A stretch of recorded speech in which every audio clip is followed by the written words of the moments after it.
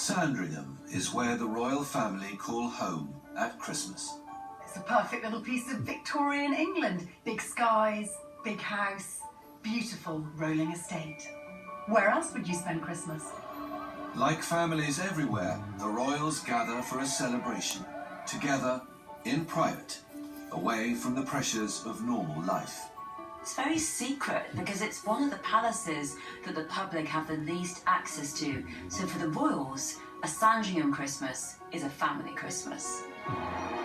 This has been an historic year for the royal family. With a newly crowned king as their head, their Christmas will abide tradition and see changes. In this programme, a taste of royal Christmas secrets served up by insiders. The royal chef. Don't forget the carrots and the stuffing and the gravy. They all come together to make this the most amazing royal Christmas dinner. The palace butler. We take a pinch of salt and we place it on the edge of the plate. We never sprinkle it across the whole plate because it isn't a fast food restaurant, it is a royal dining experience. And the dresser to princesses. This would be a very small selection of garments that would need to be worn over those 3 days. As royal Christmases enter a new era. King Charles enjoyed decades of Sandringham family Christmases, but now that he's king, the pressure's on to make it a real Christmas to remember.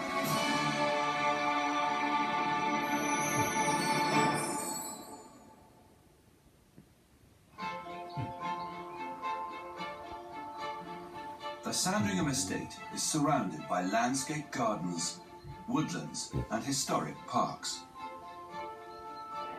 It first became a royal residence in 1862, when Queen Victoria bought the country estate for her son, the future King Edward VII. And generations later, it remains a firm royal favourite. The King's been at Sandringham for pretty much every Christmas in his life. It's where he spent Christmas as a boy, growing up, and it's where he seems to want to still be spending Christmas now that he's king.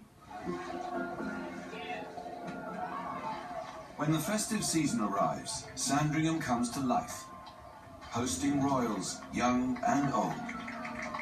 The family spend this special time together, celebrating and reflecting on the year they've had.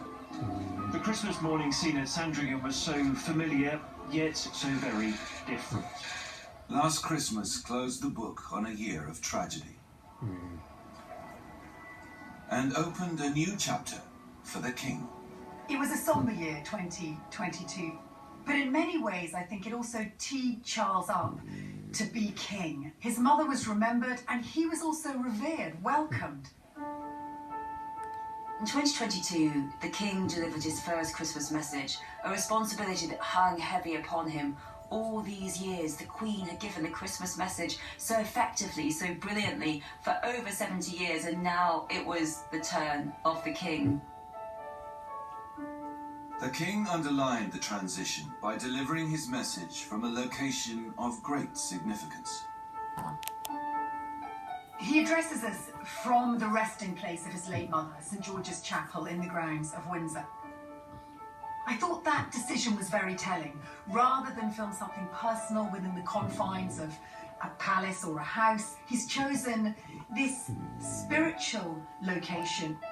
Charles's Christmas message was very emotional, it was very moving, and he talked a lot about the hardship of people suffering, the cost of living, people in poverty. I think it's quite clear from the speech that King Charles is really trying to position himself as someone who is of the people and for the people, not just ruling over them from a distance, but really noticing the things that matter to everyday folk.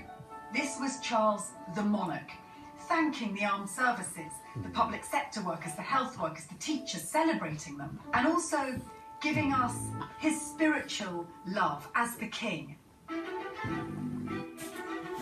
Just a few weeks after the king spoke of emotional hardship to the nation, Prince Harry published his very personal and explosive memoirs. Just after Christmas and New Year, we were all recovering, and suddenly, wham bam, along comes Spare, Harry's extraordinarily well-publicised biography. This was without doubt a painful moment. for the royal family. It's finally here. Prince Harry's memoir has hit bookshops in the UK. The goodwill of the festive period is unlikely to last very long for this royal family. Prince Harry's book had the same kind of impact on royal family relationships as Princess Diana's book in 1992 and then King Charles's own book in 1994, which was that it just put a bomb under things.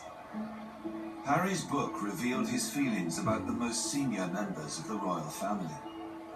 There were some personal needles in there about his stepmother, Camilla, the danger he perceived she had posed, the way in which she'd been teed up as a villain in the press, his sister-in-law, Kate, sort of suggestions she was a bit colder, I think, than we would want to imagine the Princess of Wales really is. And most importantly of all, his brother William. Their fisticuffs, the relationship we'd always been led to believe was close, in fact not being particularly close. Reaction to the revelations concerned not just what he said, but when he said it. One of the significant things about the book was the timing. It was all a bit too close to comfort with the late Queen's death and with King Charles's accession, and it felt a bit unfair, a bit like Harry was trolling his own family.